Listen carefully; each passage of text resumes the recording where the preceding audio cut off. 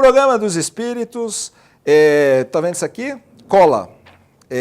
Eu recebi uma mensagem espiritual de um guia chamado Google.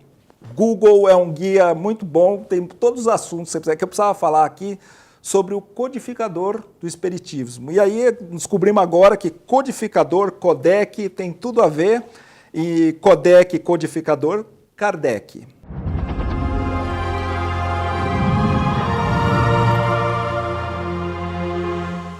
Eu vou falar hoje um pouquinho de Hippolyte Léon Denisard Rivail, um educador, e eu estou lendo, porque essas coisas aqui, acho que isso aqui estava até no Wikipedia. Um educador, escritor e tradutor francês, sob o pseudônimo de Allan Kardec, notabilizou-se como o codificador do espiritismo, também denominado doutrina espírita.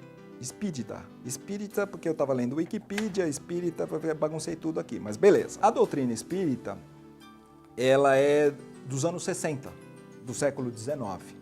Quando Allan Kardec, um cara de 50 anos, um professor, começou a ir a reuniões mediúnicas que aconteciam em Paris, e ele não acreditou naquilo lá não, ele achou que aquilo lá era conversa fiada, que aquilo ali era um embuste, e começou a investigar.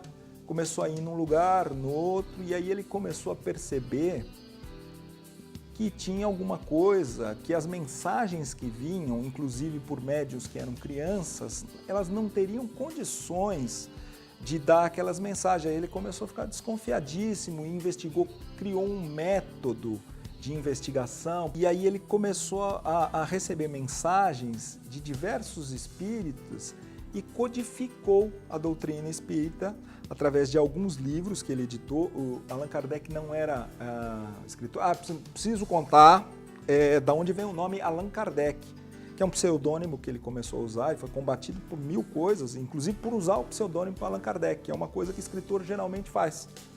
Geralmente o escritor gosta de colocar um outro nome mais bacana. Uma mensagem que ele recebeu, ele soube que ele teve uma encarnação na Grécia Antiga, na qual ele tinha o nome de Allan Kardec, e ele achou mais apropriado esse nome e quis lançar os seus livros, que são o Livro dos Espíritas, um livro de perguntas e respostas, o Livro dos Médiuns, o Evangelho segundo o Espiritismo, o Céu e o Inferno, a Gênese. Editou também uma revista espírita, que eu acho que era semanal, ou quinzenal, mensal, não sei, na verdade, mas uma revista espírita que corria pela França, um livrinho pequenininho que eu até dei para o Thiago, chamado O que é o Espiritismo. Aqui na pesquisa do Wikipedia eu descobri que tem um livro de 1862 chamado O Espiritismo em sua expressão mais simples, de 1862, do qual nunca tinha ouvido falar. Viagem Espírita, que eu também não conhecia. E Obras Póstumas, que saiu em 1890, quando ele já havia desencarnado. E aí sempre pensei, eu li todos esses livros, fora esses dois aí que eu não conheço, eu li todos esses livros há muitos anos atrás, e pensava eu que Obras Póstumas foi um livro ditado espiritual. Não foi um livro encontrado. Depois que ele tinha desencarnado, ele estava no fim da vida dele, escrevendo esse livro.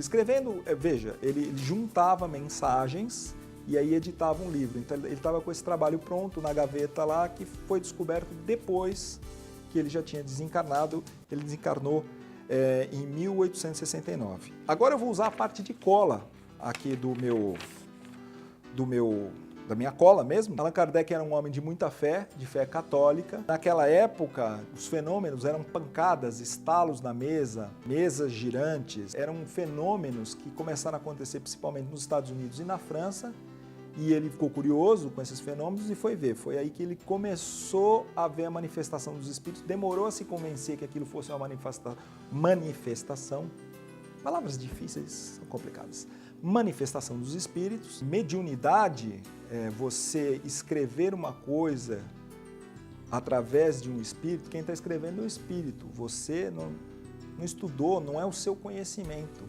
Então, Allan Kardec falava para suspeitar de médiuns que cobravam, que essa mediunidade estava afetada. Não é que ela não existia, mas é que ela poderia não estar funcionando. Quando era combatido, muitas vezes, e se achava um ilusionista que fazia um truque, e aí via todo mundo, tá vendo, tem o truque e tal. Ele dizia o seguinte: não é porque existe flor artificial que a verdadeira não existe. Não é porque uma coisa pode ser copiada que o verdadeiro não existe. E outra coisa, ele era um homem muito sério, então ele preferia rejeitar 10 coisas que não tivesse uma verificação muito boa. E um método que ele usava muito é de uma mensagem começar a ser dada por um espírito em um lugar e a continuidade dela continuar em outro lugar sem que os dois soubessem que estavam dando a mesma mensagem. Então Allan Kardec escreveu essa série de livros, foi muito importante, foi uma revolução naquela época, em Paris, na Europa. E hoje, se você for a Paris, se você for à França, eles pouco sabem, ouviram falar de Allan Kardec. Ele não se tornou célebre, o trabalho dele se espalhou pelo mundo inteiro, mas o lugar que isso pegou mesmo é um país chamado Brasil, que tem mais ou menos 10 a 15 milhões de espíritas que seguem a codificação de Kardec. Aí você ouve muito falar de espiritismo, de macumba. Todo mundo que acredita em reencarnação é de uma certa forma espiritualista. E essas outras religiões, Umbanda, são muito respeitáveis e também são reencarnacionistas.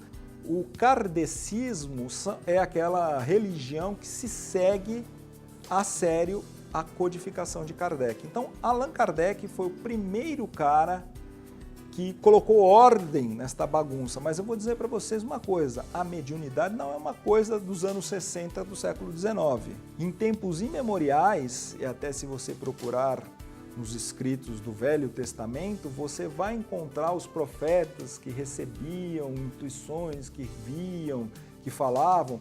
Vou falar de um médium bastante antigo, Moisés, que falou com Deus. Será que Moisés falou mesmo com Deus ou se ele recebeu uma intuição? É um médium. Então, mediunidade, na antiguidade, se você for estudar os egípcios, outras civilizações, você vai encontrar manifestações mediúnicas em todas as épocas. Quando Allan Kardec colocou ordem na coisa, aí ficou bacana e todo mundo pôde seguir um caminho, que não é obrigatório. E aí, se você concorda com isso que eu estou falando, ou discorda, dá um joinha para mim, ou diz joinha, mas o que é importante, inscreva-se aí no meu canal para eu ficar rico e famoso, porque eu vou ganhar milhões com o seu inscrito. Não, é uma coisa legal que eu preciso falar, para você inscrever no canal do YouTube, no meu ou de qualquer um, não custa nada, você não paga nada, é só bacana ter uma resposta do que a gente está fazendo. Se você gosta, não gosta, um comentáriozinho, manda lá que a gente está aqui. Abraço!